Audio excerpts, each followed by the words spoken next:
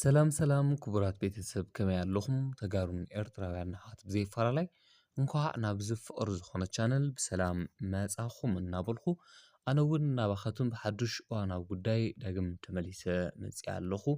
ኣብዚ ሎሚ ኣብ ማሕበራዊ ሚድያ ኣዘራርብቲ ኮይኖም ካብ ዘለዉ ጉዳያት ማእኸል ሓደ ቲክቶከር ኣዶናይ ካብ እስር ቤት ተፈቲሑ ዝብል ሓደ ሓበሬታ ተወዚዑ ይርከብ። እዚ ሓቂ ድዩ ኣይሓቅን ናባኻቱም ከቡሉ እየ። ብተወሳኺ ድማ ካብ ኤርትራ ጽቡቕ ስማዕ ዘብል ሓደ ሰናይ ዜና ተሰሚዑ ኣሎ። ነዚ እውን እናረእናዮ ክንጸንሕ ኢና። ጀነራል ታደሰ ወረደ ንሰላም ጥራሕ ኢልና እንሸጦ መሬት ትግራይ ኣይክህሉን ዝብል ሓደ ብጣዕሚ ከቢድ ዝኾነ ዘረባ ተዛሪቦም ይርከቡ። ካብ ሃገረ ጀርመን ንዲያስፖራ ኤርትራውያን ብጣዕሚ ሓደ ዘሕዝን መግለጺ ወፂኡ ኣሎ። ነዚኦምን ካልኦትን እዋናዊ ጉዳያት እናረእና ክንጸንሕ ኢና። ነዚ ቪድዮ ላይክ ምግባር ጀምሩ ኢኹም። ሓድሽ ዝኾንኩም ድማ ነዚ ቻነል ሰብስክራይብ እናገበርኩም ቤተሰብ ኮኑታ ሰናይ ምክትታል። እሞ ክቡራት ቤተሰበይ ኣብ ናይ ሎሚ መደብና ከም መደብ ክኸና ካብቲ ከተማ ጀርመን ዝተሰምዐ ሓደ ህፁፅ ሓበሬታ እየ ናባኻቱም ከብል። ከምቲ ዝፍለጥ ቅድሚ 10 መዓልቲ ሓንቲ ኤርትራዊት ኣደ ብግፍዒ ተቐቲላ ተረኺባ እያ። ኣብ ሃይወይ ብመጀመርያ እዳዋ ተቆሪፁ ተረኺቡ፣ ቀፂሉ ድማ ክሳድ ዘይብሉ ሙሉእ ሰውነት ተቆሪፁ ተረኺቡ። ነዚ ሬሳ ብምሓዝ ፖሊስ ጀርመን ምርመራ ብምክያድ ከምኡ ድማ ነቲ ካብቲ ከባቢ ብፍጥነት ተሰዊሩ ዝነበረ ሰብኣያ ኣብ ኢትዮጵያ ረኺቡ ናብኡ ወሲድዎ ነይሩ እዩ። ሙሉእ ምርመራ ድሕሪ ምግባር ድማ እቲ ሰብኣይ ልሙቕነ ማለት ኣብዚ ትማሊ ብዋሓስ ክፍታሕ ገይርዎ ኣሎ። ንብዙሓት ብጣዕሚ ዘሕዘነ ጉዳይ እዩ። ምክንያቱ ነዚ ጉዳይ እዚ ቀዳማይ ተጠርጣርን ነዚ ገበን እዚ ፈፂምዎ ክኸውን ይኽእል እዩ ተባሂሉ ዝተገመተ ሰብ እቲ ሰብኣያን ጥራሕ እዩ ነይሩ። ምክንያቱ ንሳ ኣብቲ ማለት ዝግፍዓዊ ቅትለት ተፈፂሙ ኣብ ዝተረኸበሉ ሰዓት ንሱ ድማ ብፅባሒቱ ናብ ኢትዮጵያ እዩ በረራ ገይሩ ነይሩ። ድሕሪ ድማ ድሃይ ሰበይቱ ኣይሓተተን። እዚ ኩላይ ፖሊስ ጀርመን ይኹን ኤርትራውያን ኢትዮጵያውያን ዝኾነ ይኹን ስለዚ ጉዳይ እዚ ሓዚኑ ኣቤት እናበለ እዚ ሰብ እዚ ግን ምንም ንምፁ ከየስምዕ እዩ ፀኒሑ። ከምቲ ሓደ ሰባት ዝገብርዎ ኣብቲ ኣብ ውፃእ ዓዲ ንሰበይቶም ወይ ንቤተሰብ ንኾነ ነገር ቅትለት ፈፂሞም መፂኦም ናብ ኢትዮጵያ ኣትዮም ኣብ ገዳማት ገለ ክሕብኡ ዝፍትኑ ሰባት እዚ እውን ከምኡ እዩ ክገብር ሓሲቡ ነይሩ። ግን እታ ናይታ ግዳይ መዋቲት ዝኾነት ሓፍታ ግን ነዚ ሰብ እዚ ብቐረባ ትከታተሎ ስለ ዝነበረት ኣበይ ከም ዘሎ ቀጥታ ሓቢራ ፖሊስ ጀርመን ኣብ ትሕቲ ቁፅጥር ክገብሮ ኽኢሉ ነይሩ። ይኹን እምበር ሎሙዓንቲ ግን ብዋሕስ ተለቒቑ ኣሎ ዝብል ሓበሬታ ወፂኡ ይርከብ። ብምቕጻል ድማ ቤተሰብ እቲ ናይታ መዋቲት ሬሳ ናብ ኢትዮጵያ ንክመጽእ ሓቲቶም ነይሮም። ንሱ ድማ ሙሉእ ፍቓድ ተዋሂብዎም እቲ ፖሊስ ጀርመን እውን ኣድላይ ዝበሃል ምርመራ ድሕሪ ምግባር ናብ ኢትዮጵያ ከምጽዎ ፈቒድሎም ኣሎ። ብጣዕሚ ንብዙሓት ዘሕዘነ ሓበሬታ ግን መንግስቲ ጀርመን ዘውፅኦ ሓደ ሓበሬታ እዩ ንዲያስፖራ ኤርትራውያን ዝምልከት እዩ። ሓደ ኣብ ጀርመን 2 ዓመት ልዕሊኡ ዝተቐመጠ ማለት እውን ነባርነት ናይ ጀርመን ዝተዋሃቦ ሰብ ቅድሚ ሕጂ ድሕሪ 2 ዓመት ምንባር ቤተሰቡ ናብ ጀርመን ምእታው ይኽእል ነይሩ እዩ። ሓው ሓፍቱ ስድራ ቤት መላእ ኮታስ ሰበይቱ ዝተፈላለየ ቤተሰብ ናይ ምስጋር ዕድል ነይርዎ እዩ። ካብ ሕጂ ንንየው ግን ሓደ ሰብ ናብ ጀርመን እንተደኣ ኣትዩ 2 ዓመት ይንበር 20 ዓመት ይንበር ጥራሕ ንግሉ ክነብር ይኽእል እዩ። ካሊእ ሰብ ግን ብናቱ ነባርነት ምክንያት ክስሕብ ከም ዘይኽእል እቲ ሓበሬታ ኣውፂዎ ይርከብ። ብምቕጻል ካብ ኤርትራ ብጣዕሚ ጽቡቕ ሓበሬታ ወፂኡ ዝርከብ ጎይቶም ጎይትሽ እዩ እዚ ሓበሬታ ኣውፂዎ ዘሎ። ቅድሚ ሓደ መዓልቲ ኣቢሉ ዘሕጉስ ዜና ሰሚዐ ብሓጎስ ፍንጭሕ ኢለ እየ ዘለኹ ሃሌሉያ ክብሪ ንኣምላኽ ይኹን ክብል እቲ ሓበሬታ ፍንጪ ሂቡ ነይሩ።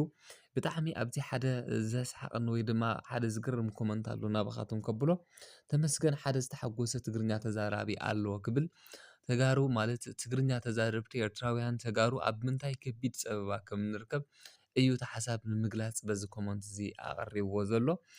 እዚ ኢሉ ቅፅል ኣቢሉ ድማ እቶም ትማሊ ስለምንታይ ከም ተሓጎስኩ ዝሓተትኩም ኣብ ኤርትራ ንዓመታት ተኣሲሮም ዝነበሩ ገለ ኣሕዋት ስለ እተፈትሑ እየ ተሓጒሰ። እቶም ተሪፎም ዘለው ከዓ ንዓቶም የምስሎም ካብዚ ዝዓቢ ዘሐጉስ ብስራት የለን ክብል እዩ እቲ ሓበሬታ ገሊፅዎ ዘሎ።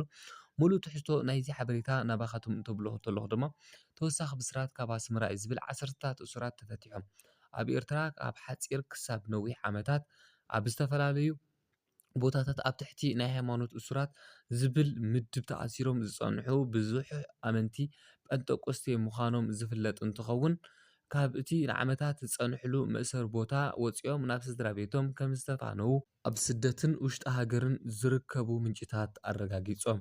ብተወሳኺ ዝረኸብኽዎ ሓበሬታ እዞም ቁጽሮም ዓሰርተታት ምዃኖም ዝተሓበረኒ እሱራት እዚኣቶም መናእሰያት ዓበይቲ ዝርከብዎም ኮይኖም ትማሊ ዓርቢ 12 ታሕሳስ 2025 ናብ ስድራ ቤቶም ከም ዝተፈነዉ እቶም ምንጭታት ይሕብሩ።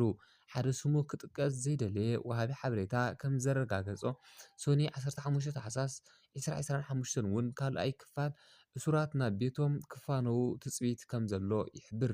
በዚ ኣጋጣሚ ንብምልኦም እሱራት እንቋዕ ናብ ፍትዋት ስድራ ቤትኩም ቤተሰብኩም ኣብራኸበኩም ክብል ይደሊ ክብል እቲ ሓበሬታ ወፂዕዎ ኣሎ። መምህር ዮሴፍ ወርቁየ ክብል ድማ ነቲ ሓበሬታ ዝሃበ ሰብ ኣረጋጊጽልና ይርከብ። ክቡራት ቤተሰብ ነዚ ለትማሊ ጀነራል ታደሰ ወረደ ንብዙሓት እዎ ዘበለ ሓደ ዘረባ ተዛሪቦም ኣለዉ። ንሕና ንሰላም ጥራሕ ኢልና ንመሬት ትግራይ እንሸጠሉ መንገዲ የለን። ናይ ትግራይ ኩነታት እናጸበበ ኩነታት ኩሉ ጠሪዕኻ ዘይፍታሐሉ ዜጋታት ሰላም ዘይነብሩሉ ምንም ነገር እናወስኽ እምበር እናነኬ ዘይድኸደሉ ኩነታት ኢና በፂሕናዮ ዘለና እሞ ድማ ጥራሕ ተኽሱ ከይንሰንዕ ኢልና ማለት ዝኾነ ዕግርግር ከይፍጠር ኢልና ብቻ ብሰላም ንኸድ እምበር ዝተዓጾ ይተዓጾ ዝወሰደ ይወሰድ ዝተወረረ መሬት ይወረር ኢልና እንነብረሉ መንገዲ ኣይክህሉን ክብሉ ጀነራል ታደሰ ወረደ ትማሊ ኣብ ዝሃብዎ መግለጺ ሓቢሮም። እዚ ድማ ብዙሕ ሰባት ናብ ኩናት ክኣትዉ እዮም ዝብል ድምዳሜ እናሃብሉ ይርከቡ። ናብቲ ቀጻሊ ዘሎ ሓበሬታይ እንተብለኩም ቲክቶከር ኣዶናይ ካብ እስር ቤት ተፈቲሑ ዝብል ሓበሬታ ኣብ ማሕበራዊ ሚድያ ተወዚዑ ይርከብ። እዚ ሓበሬታ እዚ ሓቅነቱ ክንደየናይ ከም ዝኾነ ናባኻቶም ከብሎ እየ። ከምቲ ዝፍለጥ ቲክቶከር ኣዶናይ ኣብ እስር ቤት ካብ ዝኣቱ መዓልትታት ተቖጺሮም ኣለዉ።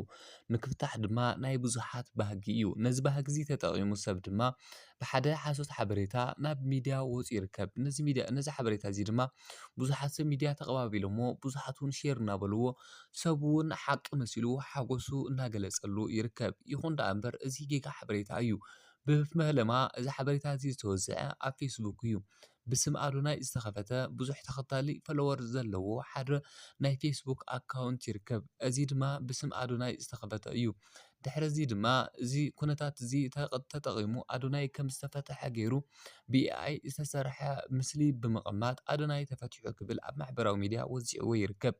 እዚ ምስሊ ንምርግጋጽ ናብ ኤኣይ ምእታው ኣየድልየኩምን። ነቲ ምስሊ ኣጥብቕ እንተዘኣቢልኩሞ እታ ኣብኡ ዘላ ናይ መኪና ቁጽር ታርጋ እንተ ደኣ ተመልኪቶሞ ናይ ኢትዮጵያ ኣይኮነን። ናይ ኢትዮጵያ ዘይኮነ ታክሲ ድማ ኣብ እስር ቤት በሪ ክትቕመጥ ኣይትኽእልን። እዚ ብኤኣይ ተቐናቢሩ ዝተቐመጠ ምስሊ እምበር ኣዶናይ ኣብ እስር ቤት ከም ዘሎ እቲ ሓቂ ናባኻቶም ክነብሎ ንደሊ። በዚ ኣቢልና ድማ እዞም ኣብ ምስሊ እትሪእዎም ዘለኹም ኣቦ ኣዶናይ እንተ ደኣ ዝኾነ ቻለንጅ ሂብዎም ነይሩ። ነቲ ቻለንጅ እንተ ደኣ ሰጊረ መኪና ክህበኩም እየ ዝብል ሓደ ዓብዪ ብስራት ሂብዎም ነይሩ። እቲ ብስራት ድማ ብተጋሩን ኤርትራውያንን ኢትዮጵያውያንን ከም ዝተፈጸመ እቶም ሰብኣይ የቐኒየለይ ኤርትራውያን ኣሕዋት የቐኒየለይ ተጋሩ ኣሕዋት እቲ ዝተዋሃበኒ ነጥቢ በፂሐ ኣለኹ። እቲ ሽልማት ድማ ግድን ኣዶናይ ካብ እስር ቤት ምስ ተፈትሐ ከም ዝረኽቦ ጥርጥር የብለይን ክብሉ ገሊፆም። እሞ ክቡራት ቤተሰብ ናይ ሎሚ ሓበሬታይ ነዚ ይመስል ነይሩ። ሓቢርኩም ስለዝፀናሕኩም ካብ ልቤ ዘመስግነኩም። ነዚ ቪድዮ ላይክ ሼር ምግባር ኣይትረስዑ። ሰብስክራይብ ብምግባር ድማ ቤተሰብ ኩኑ። ሰናይ ይስመዐና። ሰላም